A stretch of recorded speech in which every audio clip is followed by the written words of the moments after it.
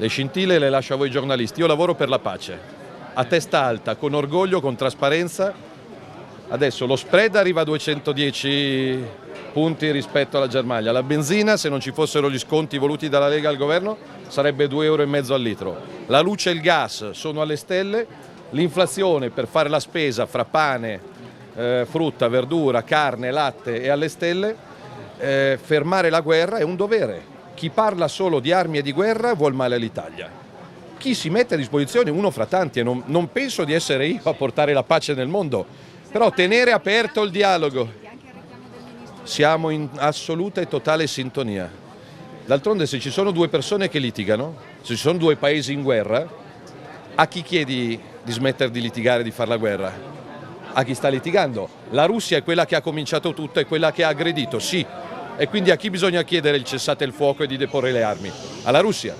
Diciamo che probabilmente se avessimo un ministro degli esteri autorevole, in grado di parlare con tutti, io mi dedicherei solo a Belluno. Evidentemente se all'Italia manca qualche pezzetto, portare parole di pace penso che sia sacrosanto e sia voluto dalla stragrande maggioranza degli italiani.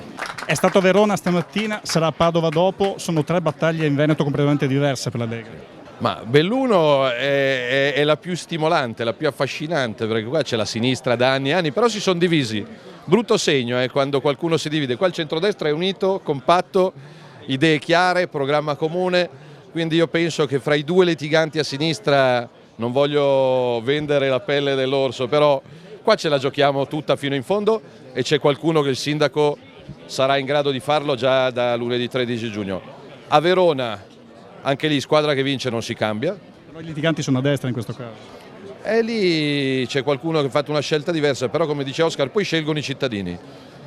Io non scommetto nella vita, non faccio scommesse sul calcio, sulla politica, però io penso che la Lega e il centrodestra possano ambire a vincere a Belluno, a Verona e ce la giochiamo a viso aperto anche a Padova.